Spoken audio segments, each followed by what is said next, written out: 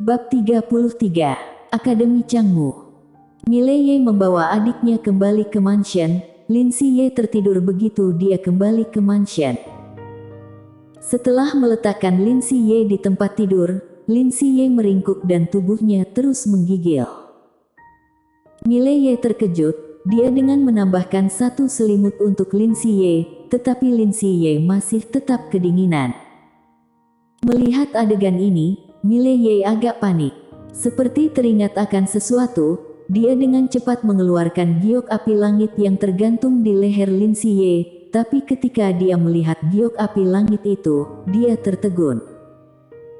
Saat ini di permukaan giok api langit itu muncul lapisan es samar. Senior. Mileye buru-buru berteriak dalam hatinya, "Senior, ini. Kirim batu giok itu ke dalam sini." Suara seorang wanita misterius tiba-tiba terdengar. Mileye buru-buru mengirim giok api langit ke dalam menara penjara alam. Setelah beberapa saat, giok api langit kembali muncul di tangan Mileye lagi. Pada saat ini, giok api langit telah kembali ke penampilan aslinya. Mileye buru-buru memakaikan giok api langit di leher Lin Siye. Secara bertahap, Lin Siye terlihat membaik. Melihat ini, Mileye baru bisa menghela napas lega. Pada saat ini, suara wanita misterius tiba-tiba terdengar.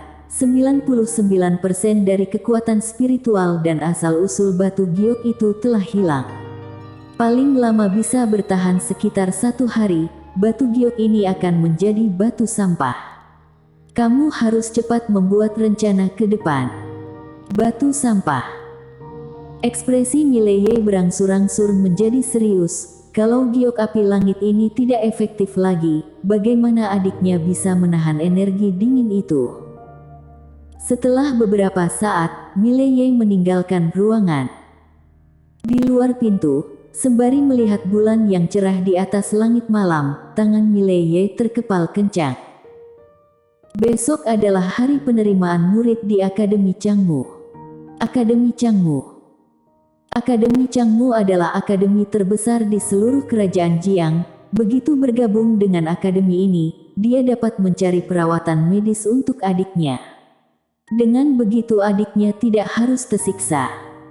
Pada saat ini, Daniel Lu datang ke halaman. Daniel Lu tersenyum getir. "Saudara Ye, maaf atas kejadian malam ini." Mileye menggelengkan kepalanya. Itu tidak ada hubungannya dengan senior Lu.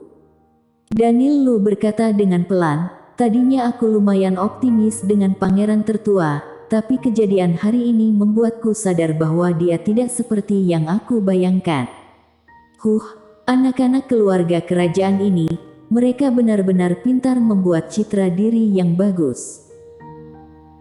Mileye ragu-ragu sejenak kemudian berkata, "Senior Lu, dengan segala hormat, masih terlalu dini bagimu untuk memilih pihak sekarang ini. Kalau kamu sudah memilih pihakmu sekarang, kemungkinan yang di atas itu juga tidak mau melihat ini."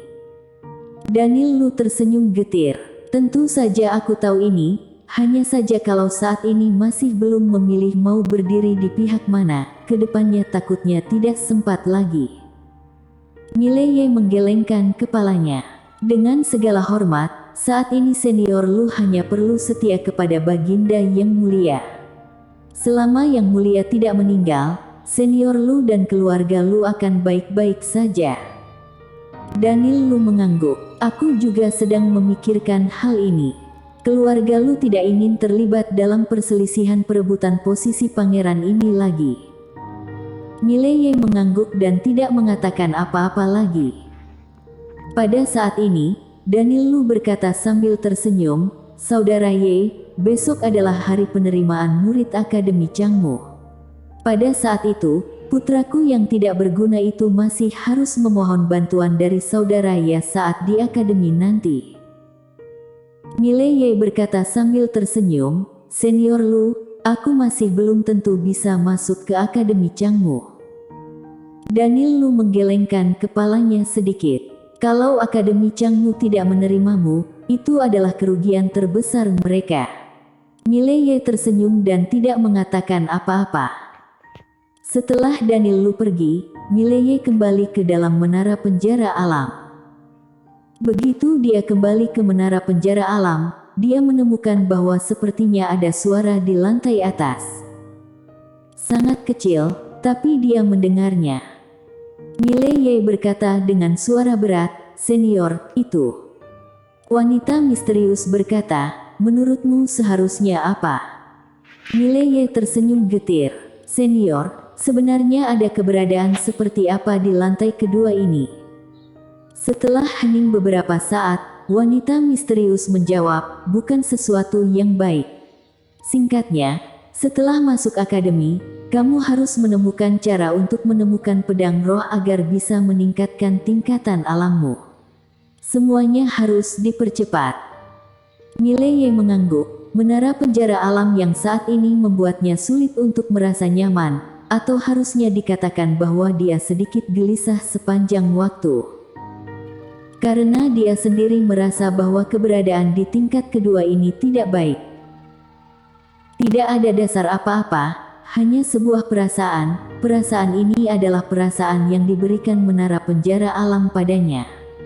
Atau harusnya dikatakan bahwa menara penjara alam sedang memberinya peringatan.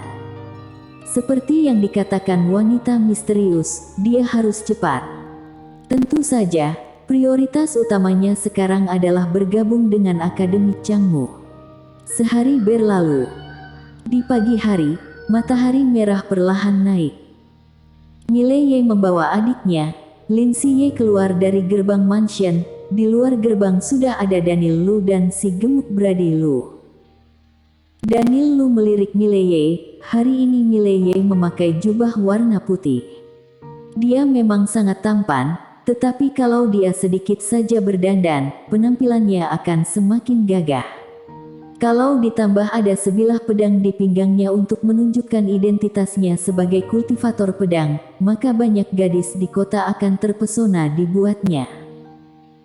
Lin Siye juga sudah berganti pakaian dengan memakai rok hijau tua, sebuah kuncir panjang diikat di belakang kepalanya.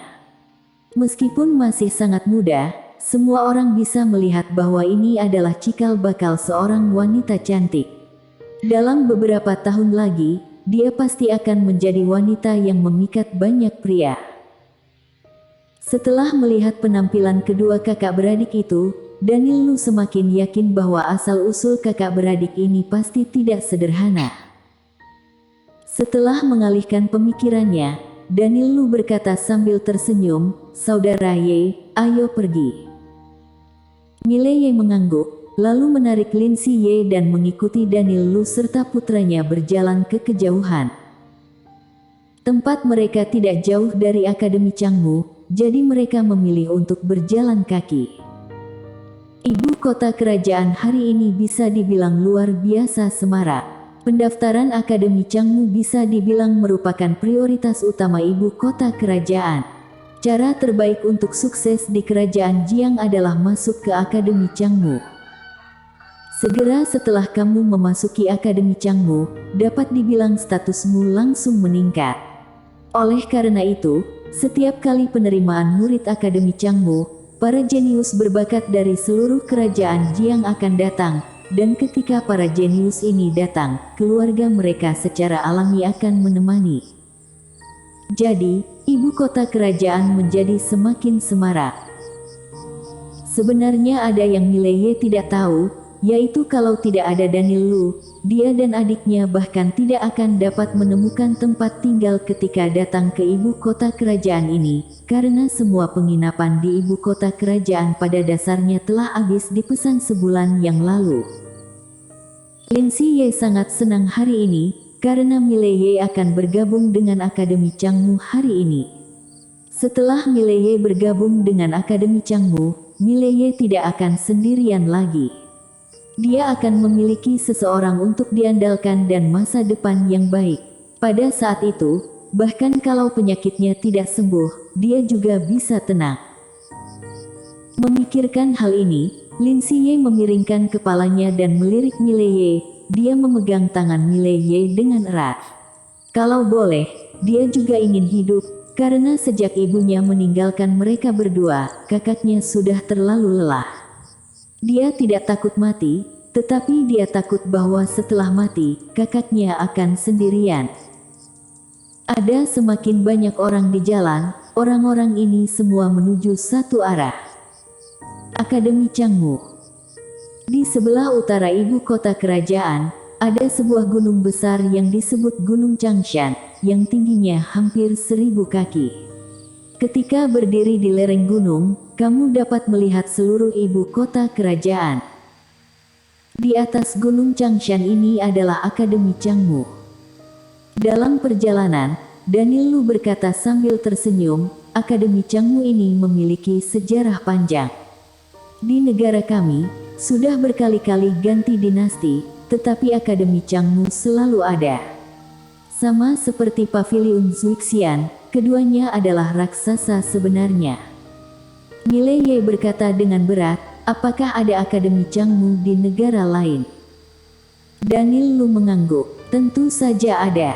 Menurut kabar, markas besar Akademi Changmu terletak di benua Dewa Dataran Tengah, itu adalah tempat yang sangat jauh. Ketika mengatakan itu, dia menggelengkan kepalanya dan tersenyum, lalu memandang Mile Ye. Saudara Ye, kalau kamu memiliki kesempatan di masa depan untuk meninggalkan kerajaan Jiang, meninggalkan Qingzhou, pergilah untuk melihat dunia yang lebih luas di luar, jadi kamu tidak sia-sia terlahir di dunia ini. Mile Ye berkata sambil tersenyum, itu terlalu jauh. Yang terpenting adalah yang saat ini. Daniel Lu tertawa. Tentu saja. Mereka segera tiba di kaki Gunung Changshan, berdiri di bawah Gunung Changshan dan melihat ke atas, sebuah perasaan bahwa diri ini sangatlah kecil secara spontan. Pada saat ini, Gunung Changshan sudah penuh dengan orang-orang ini jelas datang untuk berpartisipasi dalam penerimaan murid Akademi Changmu. Mile Ye sedikit terkejut ketika melihatnya, karena setidaknya orang-orang di depannya semuanya adalah alam energi perlindungan, mereka semua masih sangat muda. Seolah mengetahui apa yang Mile Ye pikirkan, Daniel Lu berkata sambil tersenyum, jangan heran, semua jenius di kerajaan Jiang ada di sini, bayangkan saja, di dalam puluhan juta orang hanya ada para jenius yang di depan ini, apakah masih berpikir itu banyak? Mile Ye mengangguk. Di kota Qingcheng, seorang alam energi perlindungan berusia 18 tahun pasti sangat jenius. Namun, kota Qingcheng hanyalah sebuah kota kecil. Kalau diletakkan di beberapa kota besar, kamu mungkin hanya akan dianggap sebagai jenius biasa. Kalau ditempatkan di seluruh kerajaan Jiang, kemungkinan itu hanya akan dianggap biasa. Pada saat ini, seekor bangau terbang turun dari langit. Di punggung bangau itu, seorang orang tua duduk bersila. Bangau itu muncul di atas kepala semua orang, lalu orang tua itu melihat ke bawah. Aku adalah tetua Rowen Chang di halaman luar Akademi Changmu, aku bertanggung jawab atas masalah penerimaan murid hari ini. Kuota penerimaan hari ini adalah 20, total ada 3 level. Kalau ada lebih dari 20 orang yang melewati 3 ujian ini, maka 20 orang ini akan saling bertanding untuk menentukan pemenangnya. 20. Mendengar suara ini, tempat itu langsung gempar. Setidaknya ada ribuan orang di lokasi, dan hanya menerima 20, ini berarti 81% dari mereka akan tersingkir. Mile Ye juga terlihat serius. Hanya menerima 20 murid, itu berarti persaingan akan sangat kejam. Di atas, suara orang tua itu terdengar lagi, ujian level pertama, naik gunung. Siapapun yang tidak bisa berjalan kaki ke tengah gunung akan langsung tersingkir. Naik gunung. Mile Ye tercengang, lalu menatap Daniel Lu, segampang ini. Daniel Lu menggelengkan kepalanya. Tidak gampang. Naik gunung ini akan ditekan oleh formasi. Tujuan level ini adalah untuk mengeliminasi mereka yang tingkatan alamnya tidak stabil. Meskipun kebanyakan orang telah mencapai alam energi perlindungan, banyak orang yang tingkatannya masih lembek. Mileye mengangguk, lalu dia menatap si gemuk Brady Lu, senior. Brady sepertinya belum mencapai alam energi perlindungan. Daniel Lu tersenyum getir. Tentu saja belum, kali ini dia memasuki Akademi Changmu sebagai siswa istimewa. Siswa istimewa. Mileye sedikit bingung, apa maksudmu? Daniel Lu terlihat agak malu. Sebenarnya, ini adalah gelar yang dibeli dengan uang, tapi bukan siswa formal, hanya kelas yang rendah. Akan ada guru di kelas ini, tetapi jauh berbeda dari siswa formal, juga tidak punya identitas siswa formal. Di samping, Brady Lu sedikit tidak puas dan berkata, "Kakak, ayah, kalian seharusnya memberiku muka." Mendengar ini, Daniel Lu marah dan berkata, "Kamu mau muka lagi untuk apa? Kalau kamu lebih berguna, apakah ayahmu harus pergi dan meminta orang untuk memberimu tempat?" Brady Lu cemberut dan tidak berani membalas. Mileye dan adiknya saling memandang dan tersenyum. Pada saat ini, Daniel Lu tiba-tiba berkata, "Saudara Ye, ayo kita pergi ke titik awal." Mileye mengangguk. Dengan begitu, kelompok itu datang ke jalan setapak di kaki Gunung Changshan. Di samping jalan itu, ada sebuah tiang kayu. Di tiang dipaku seorang pria yang tidak tahu sudah mati berapa lama. Di lokasi, semua orang membicarakan pria itu. Mileye melirik pria itu, lalu menoleh ke Daniel Lu. "Senior, ini." Daniel Lu berkata dengan berat, "Murid Akademi Changlan." "Akademi Changlan." Mileye tercengang, lalu berkata, "Apakah itu juga dari ibu kota kerajaan kita?" Daniel Lu mengangguk, "Itu hal yang normal kalau kamu belum pernah mendengarnya. Di kerajaan Jiang sekarang, semua orang tahu Akademi Changmu, tetapi sangat sedikit orang yang tahu tentang Akademi Changlan. Sebenarnya, di dinasti sebelumnya, Akademi Changlan dan Akademi Changmu sama-sama terkenal. Entah karena alasan apa, dua akademi ini jadi saling bermusuhan, akan ada pertandingan hidup dan mati setiap 3 tahun yang tidak ada habisnya. Kemudian, entah kenapa kekuatan Akademi Changlan semakin lemah, sedangkan Akademi Changmu semakin kuat. Jadi, selama 50 tahun ini, Akademi Changlan hampir selalu kalah total. Sedangkan para siswa yang berpartisipasi dalam pertandingan hidup dan mati atas nama Akademi Changlan semuanya akan dipaku ke jalan ini. Kamu akan menemukan banyak mayat ketika naik gunung dari tempat ini." Setelah berbicara, dia menggelengkan kepalanya dan menghela napas. Menurut kesepakatan kedua belah pihak, kalau Akademi Changlan bisa menang saja sekali, mereka bisa mengambil mayat para siswa ini. Sayangnya, tidak ada seorang pun di Akademi Changlan yang mampu mengalahkan siswa Akademi Changmu. Bersambung.